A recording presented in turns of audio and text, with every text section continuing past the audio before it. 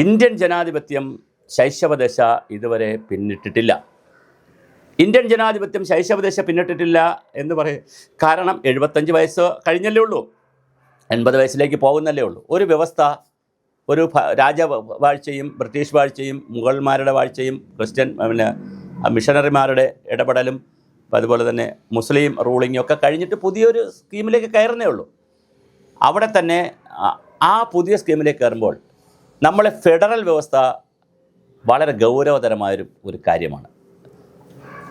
ഏറ്റവും നല്ല ഗുണകരമായിട്ടുള്ള ഒരു കേന്ദ്ര ഗവൺമെൻറ്റും അതിന് അനുഗുണമായിട്ടുള്ള സംസ്ഥാന ഗവൺമെൻറ്റുകളും ഒന്നിച്ച് നിന്നാൽ മാത്രമേ, പിന്നെ പഞ്ചായത്ത് രാജ് കൂടെ വന്നപ്പോൾ പഞ്ചായത്ത് രാജും കൂടി ഒന്നിച്ച് നിന്നാൽ മാത്രമേ ജനങ്ങൾക്ക് ക്ഷേമം കിട്ടുകയുള്ളൂ.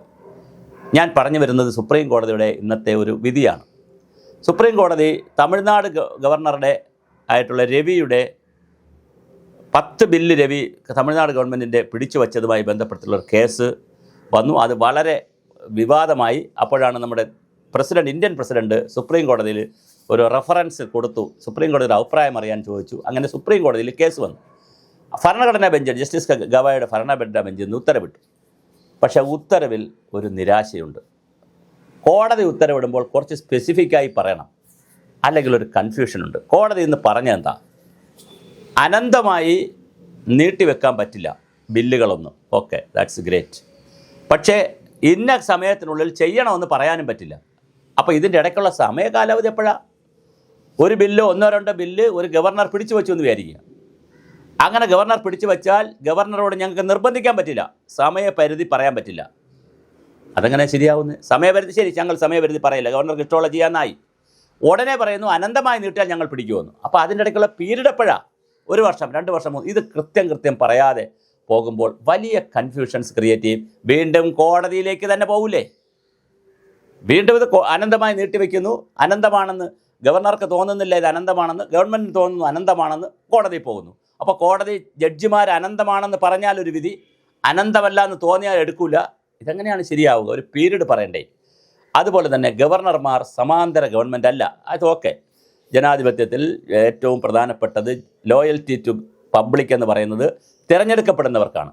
തീർച്ചയായിട്ടും അങ്ങനെ തന്നെ വേണം, അല്ലെങ്കിൽ പിന്നെ ഡെമോക്രസി മുമ്പോട്ട് പോകത്തില്ല. അപ്പോൾ അവിടെ ഗവർണർമാരെന്ന് പറയുന്നത് കേന്ദ്ര ഗവൺമെൻറ് ഒരു പ്രതിനിധിയാണ്, അത് ഓക്കെ. അതിനപ്പുറം സ്റ്റേറ്റിൻ്റെ ജനങ്ങളോടുള്ള ലോയൽറ്റി സ്റ്റേറ്റിന് കൊണ്ടുപോകണമെങ്കിൽ സ്റ്റേറ്റാണ് പ്രധാനം. അപ്പോൾ അതിനകത്ത് സ്റ്റേറ്റിന്, ഏത് സ്റ്റേറ്റ്, ഇതിപ്പോൾ BJP സ്റ്റേറ്റുകൾക്കെല്ലാം ബാധകമാണ്. നാളെ UPA ഗവൺമെൻറ്റോ അല്ലെങ്കിൽ ഇന്ത്യ മുന്നണി ഡൽഹിയിൽ വന്നാലും ഇതൊക്കെ തിരിച്ചു വരാം. അതുകൊണ്ട് ഈ കാലം തിരിഞ്ഞൊക്കെ വരാമല്ലോ, അതുകൊണ്ടാണ് ഞാനീ പറയുന്നത്. അപ്പോൾ യഥാർത്ഥത്തിൽ സംസ്ഥാന സർക്കാർ ഒരു പ്രകടന പത്രിക വെച്ച് ഒരു നയപരിപാടി വെച്ചാണ് ഭരണത്തിൽ കയറുന്നത്. അത് നടപ്പിലാക്കണവർക്ക്. അത് നടപ്പിലാക്കുമ്പോൾ ആ ബില്ലുകളൊക്കെ പിടിച്ചു വയ്ക്കാം ഗവർണർക്ക് എന്ന് പറയുന്നത് ശരിയല്ല. ഗവർണറുടെ ഉദ്ദേശം തേടാം, പക്ഷേ ഒരു പ്രാവശ്യം നിരസിച്ചു, 2ാമത്തെ പ്രാവശ്യവും നിരസിച്ചാൽ ഓട്ടോമാറ്റിക്കായിട്ട് ബില്ല് പാസ്സാവും എന്നൊക്കെയാണ് നിയമം. പക്ഷേ ഇത് നിരസിക്കുന്നില്ല, ഇത് പിടിച്ചു വയ്ക്കുകയാണ്. പിടിച്ചു വച്ച് ഇൻഡെഫിനിറ്റായിട്ട് കൊണ്ടുപോയാൽ ഞങ്ങൾ ഇടപെടും. പക്ഷേ ഇൻഡെഫിനിറ്റായിട്ട് ഏതുവരെ കൊണ്ടുപോകാം എന്നുള്ളതിനെ സംബന്ധിച്ച് ഒരു ധാരണയും കോടതി പറയുന്നില്ല. അപ്പോൾ ചില വിധികൾ കേൾക്കുമ്പോൾ അരപ്രാന്ത് നമുക്ക് മുഴുപ്രാന്താവും.